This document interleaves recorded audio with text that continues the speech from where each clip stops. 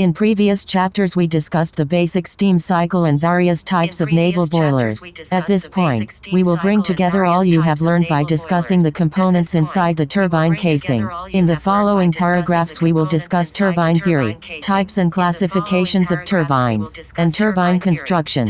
Upon completion of this chapter you will understand how stored energy, heat, in steam is transformed to mechanical energy, work. Turbine theory. The first documented use of steam power is credited to a Greek mathematician, Hero of Alexandria, almost 2,000 years ago. Hero built the first steam-powered engine. His turbine design was the forerunner of the jet engine and demonstrated that steam power could be used to operate other machinery. Hero's turbine, Eolipile. Figure 5.1 consists of a hollow sphere and four canted nozzles. The sphere rotates freely on two feed tubes that carry steam from the boiler. Steam generated in the boiler passes through the feed tubes, into the sphere, and out through the nozzles.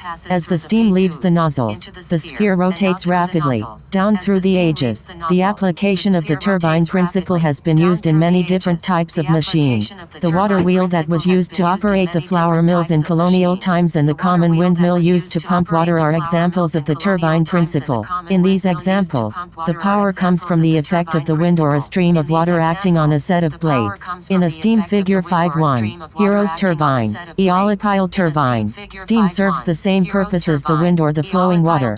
Two methods are used in turbine design and construction to get the desired results from a turbine. These are the impulse principle and the reaction principle. Both methods convert the thermal energy stored in the steam into useful work, but they differ somewhat in the way they do it.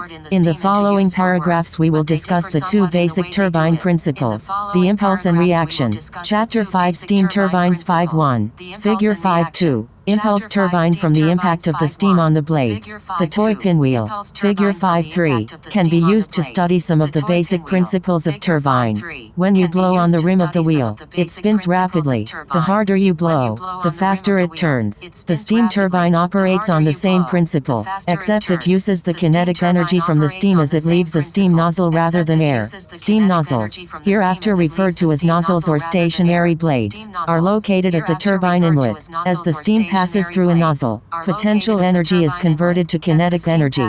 This steam is directed toward the turbine blades and turns the rotor. The velocity of the steam is reduced in passing over the blades. Some of its kinetic energy has been transferred to the blades to turn the rotor. Impulse turbines may be used to drive forced draft blowers, pumps, and main propulsion turbines. Figure 5.2 shows an impulse turbine as steam passes through the nozzles. Reaction principle. The ancient turbine built by Hero operated on the reaction principle. Hero's turbine was invented long before Newton's time, but it was a working model of Newton's third law of motion, which states, for every action there must be an equal and opposite reaction. If you set an electric fan on a roller skate, the roller skate will take off across the room. Figure 5.4. The fan pushes the air forward and sets up a breeze.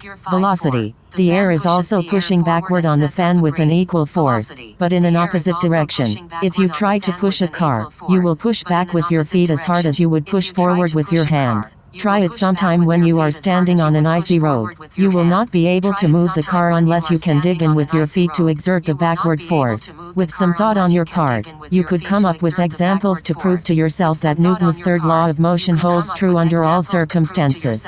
Figure 5.3. Simple impulse turbine principle. Impulse principle. The impulse turbine, figure 5.2, consists basically of a rotor mounted on a shaft that is free to rotate in a set of bearings.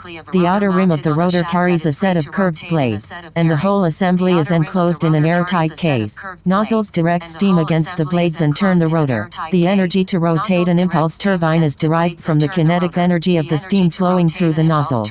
The term impulse means that the force that turns the turbine comes 5.2 https://boilersinfo.com. Figure 5.4. Demonstration of the velocity of the reaction principle. Figure 5.5. Demonstration of the kickback of the reaction principle. The reaction turbine uses the reaction of a steam jet to drive the rotor. You learned that an impulse turbine increases the velocity of steam and transforms that potential energy under pressure into kinetic energy in a steam jet through nozzles. A forward force is applied to the steam to increase its velocity as it passes through the nozzle. From Newton's third law of motion, you see that the steam jet exerts a force on the nozzle and an equal reactive force on the turbine blades in the opposite direction.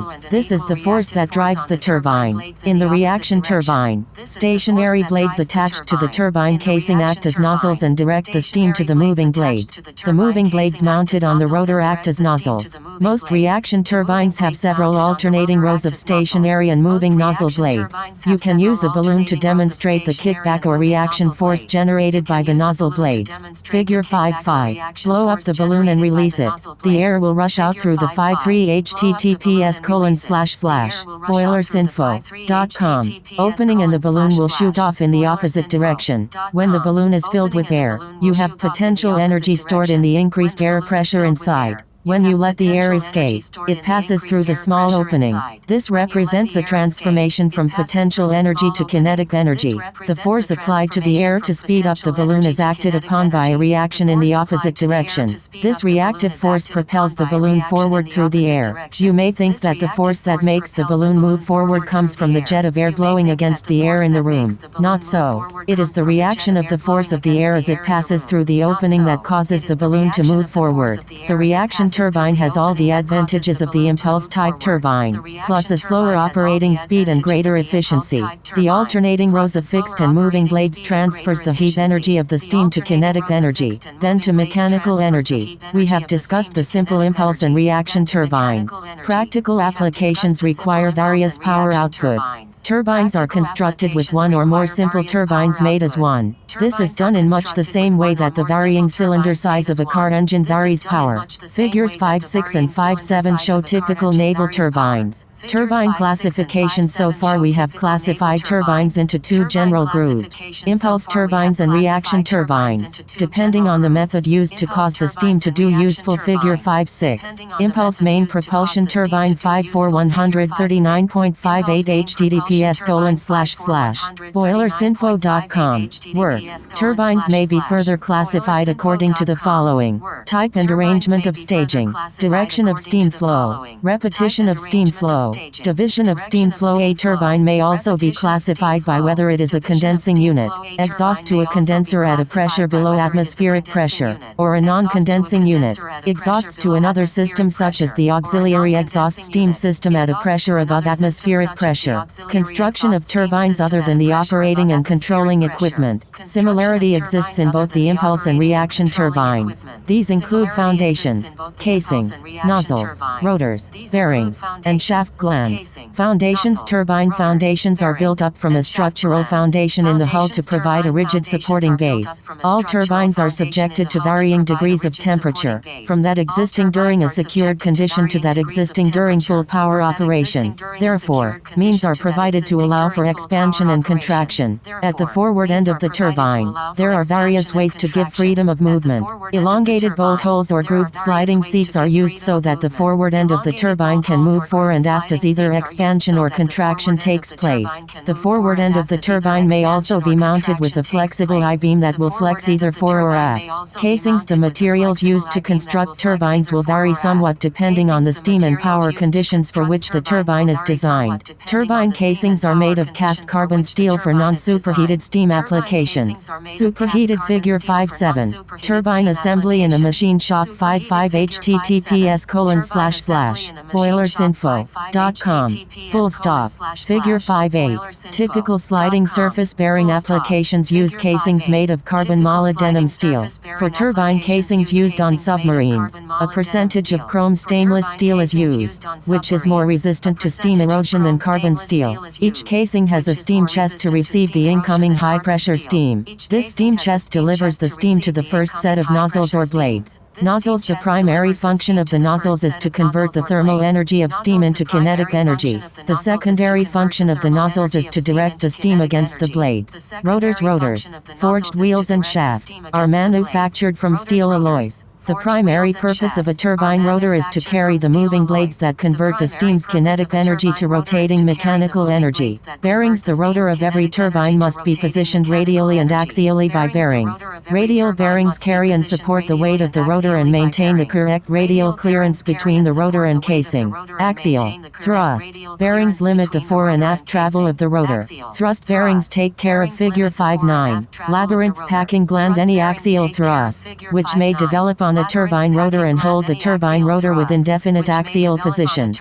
All main turbines and most auxiliary units have a bearing at each end of the rotor. Bearings are generally classified as sliding surface, sleeve and thrust, or as rolling contact, anti-friction ball or roller bearings. Figure 5.8 shows a typical sliding surface bearing. Shaft packing glands. Shaft packing glands prevent the leaking of steam out of or air into the turbine casing where the turbine rotor shaft extends through the turbine casing. Labyrinth and carbon rings are two types of packing. They are used either separately or in combination.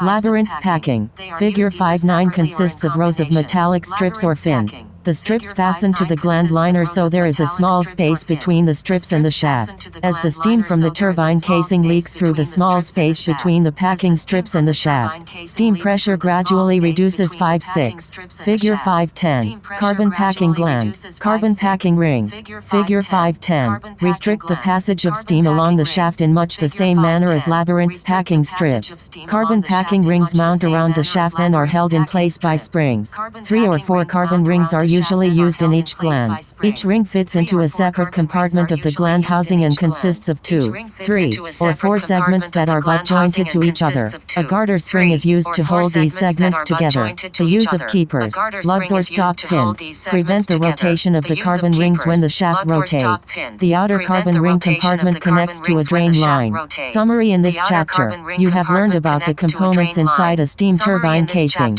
You have also learned the basics of how the steam turbine works. For more information on steam turbines, refer to Machinists Mate 3 and 2, Navetra 10524 F1, Chapter 2, 5.7. Chapter 2, 5.7.